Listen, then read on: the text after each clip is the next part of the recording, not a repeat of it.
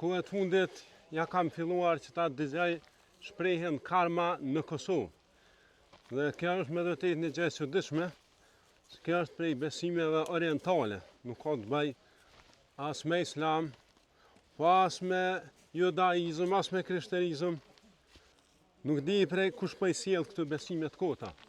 Se kjo karma i bjen që realisht kush ka qenë njeri keq, i kthehet në këtë botë, ose nëse si kthehet në këtë botë, kur të vdes shpirti i tij futet me një trup të keq.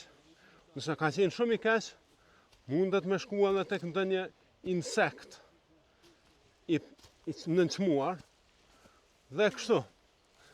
Kurse kush ka qenë i mirë, kur të vdes shpirti i tij futet me një familje fisnike ose ku e di. Kjo është prallë.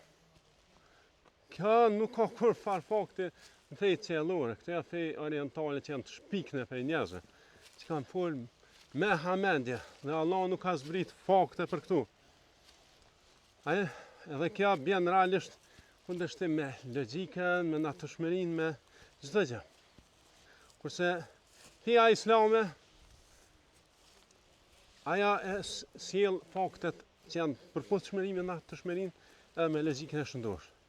Aja është që Allah, i cili na ka kriju hera parë, ai do të na ringjallë në mënyrë që të na llogarit për çdo vepër që kemi bërë. Pra Allah i madhëshëm këtë botë e ka bërë për punë dhe veprim, kurse botën tjetër e ka bërë për llogaritje për çdo veprim që kemi marrë. Kjo është e saktë. Kurse me dëgju kur ta dëgjani një njeri që po e përdor shprehjen karma, atëherë sjaronja se disa prej tyre nuk po e dishin se çfarë është domethënia e saj.